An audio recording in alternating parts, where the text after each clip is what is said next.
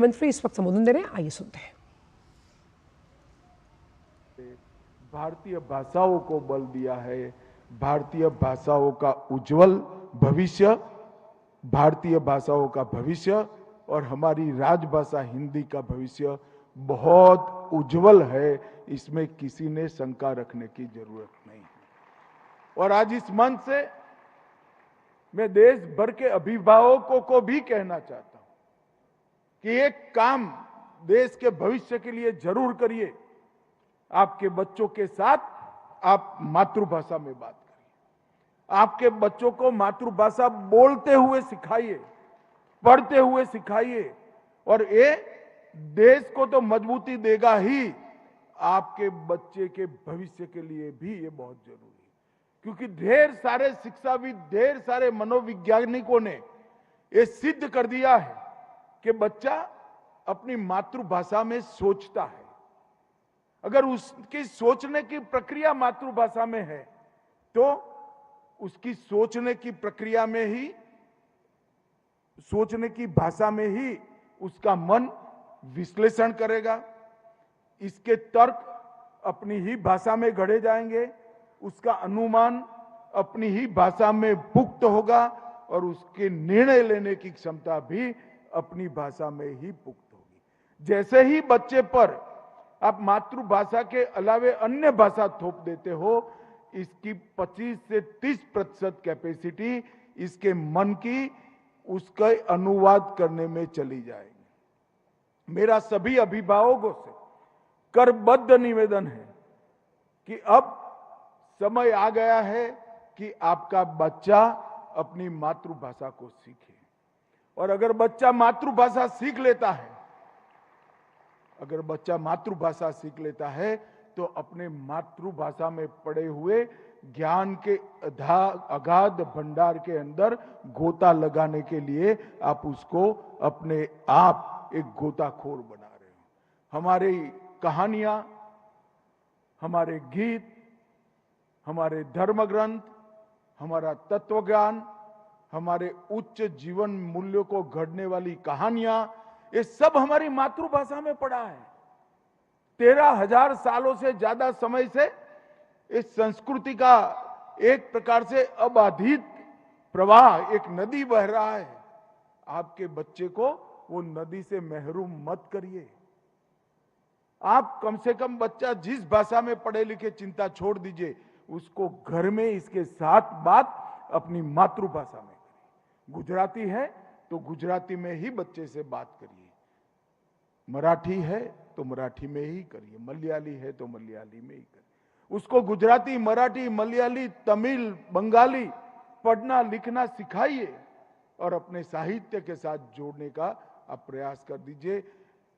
विश्व का कोई भी अभ्यासक्रम उसको जो नहीं पढ़ा पाएगा, वो हमारी भाषा में पढ़ा हुआ साहित्य वो बच्चे को पढ़ा देगा, एक अच्छा इंसान बनाएगा, इस देशभक्त नागरिक बनाएगा। और ये प्रक्रिया सरकार नहीं कर सकती, ये प्रक्रिया माता पिता ने ही करनी चाहिए।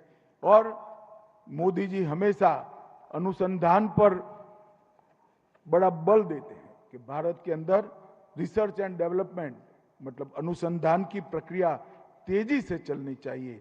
अनुसंधान भी अपनी भाषा में सोचने वाला बच्चा ही अच्छा कर सकता है और कोई नहीं कर सकता। और मैं ये जो बातें कह रहा हूं, अनेक भाषा के विद्वानों ने और मनोवैज्ञानिकों ने इसको सिद्ध कर माना है कि बच्चा जब अपनी भाषा में पढ़ता है, अपनी भाषा में सोचता है, अपनी भाषा में बोलता है, अपनी भाषा में विश्लेषण करता है, अपनी भाषा में तर्क को सुधार करता है, अपनी भाषा में फैसले लेने की प्रक्रिया करता है मन के अंदर, तब ये सभी चीजों के लिए उसकी क्षमता 30% बढ़ जाती है। और मैं मानता हूं कि हमें बच्चों को इस अधिकार से वंचित नहीं करना चाहिए। मित्रों, गुजरात एक ऐसा प्रदेश है, जैसा मैंने पहले आगे कहा, इसमें कभी भाषा का द्वंद्व नहीं रहा। यहाँ गुजराती, सिंधी, कच्ची, मारवाड़ी, राजस्थानी, अंग्रेजी, संस्कृत, सभी भाषाओं का सम्मान हुआ, सभी भाषा सभी सीखे भी, और कोई अंतर्द्वंद के बगैर गुजरात आगे बढ़ा। महात्मा गांधी, सरदार वल्लभ भाई के, मुंशी, नर्मद, सभी ने हिंदी के लिए हमेशा ही बल दिया। महात्मा गांधी गुजराती थे, मगर वो कहते थे हिंदी ही वो भाषा है जो देश को एक सूत्र में बांध कर रखती है। और मैं मेरा अनुभव कहना चाहता हूं। मैं गुजरात से आता हूं, गुजराती हूं, गुजराती माध्यम में पढ़ा हूं, मगर हिंदी मेरी ठीक होने के कारण मुझे देश भर में कहीं पर भी आज बातचीत करने में, अपनी बात समझाने में कोई तकलीफ नहीं पड़ती है और सरलता से कामकाज हो रहा है।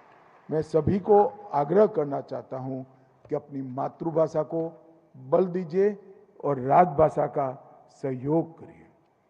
मित्रों, यदि संस्कृत ने हमें ज्ञान की गंगा दी है, तो हिंदी ने वो ज्ञान को घर घर तक, जन जन तक पहुंचाया है और हर व्यक्ति तक वो ज्ञान हमारी स्थानीय भाषाओं ने पहुंचा है।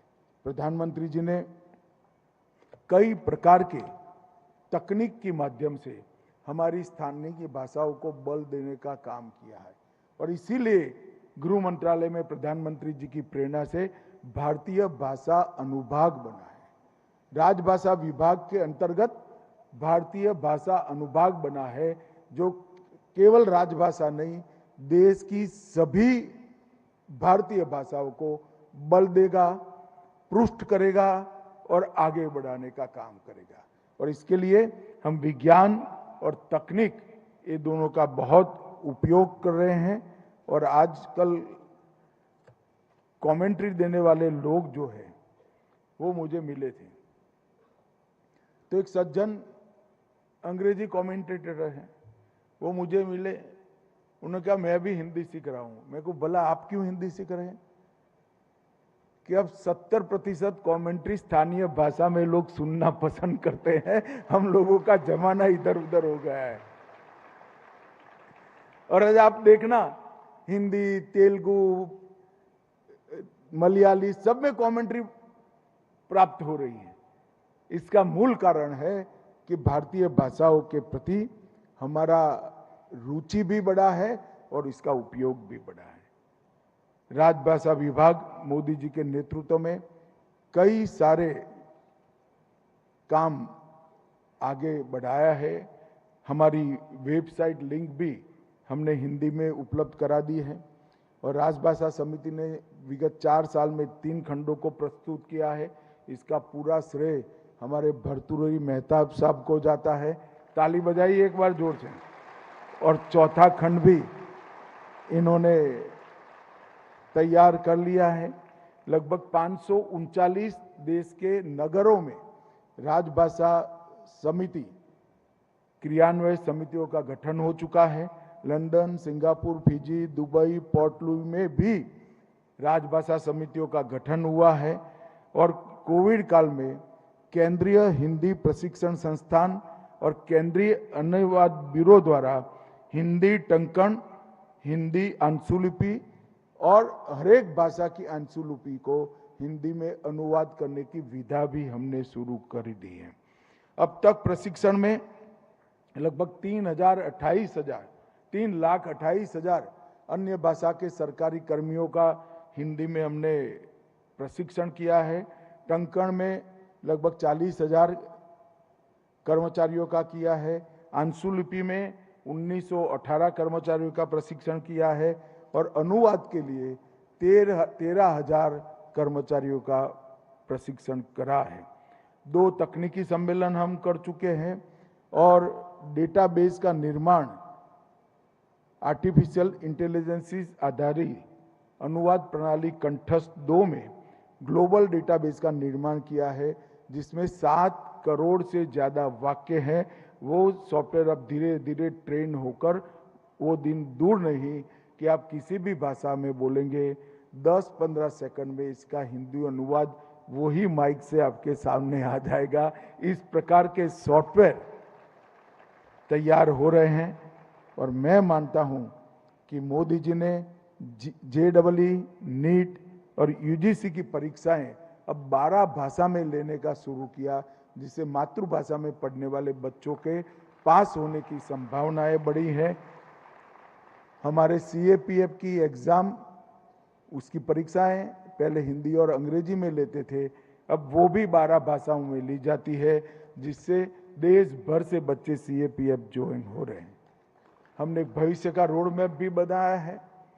मैं आप सभी को इतना ही आश्वस्त करना चाहता हूं कि एक जमाना था, 70 के दशक में कहते थे हिंदी अब भूतकाल बनने जा रही है। मैं आज आपको कहता हूं, हमारी राजभाषा और भारत की सभी भाषा भविष्य की भाषाएं हैं, विज्ञान की भाषाएं हैं, तकनीक की भाषाएं हैं और न्याय की भी भाषाएं बनेगी। अंत में इस सम्मेलन के पूरे सम्मेलन की सफलता के लिए मैं आप सभी को बहुत बहुत शुभकामनाएं देना चाहता हूं। आशा करता हूं कि 2 दिन का सम्मेलन गुजराती और हिंदी के बीच में अच्छा संवाद स्थापित करेगा, हमारी स्थानीय भाषाओं को भी बढ़ावा देगा और राजभाषा को भी मजबूत करेगा। सभी हिंदी प्रेमियों को मेरा बहुत बहुत नमस्कार और प्रणाम।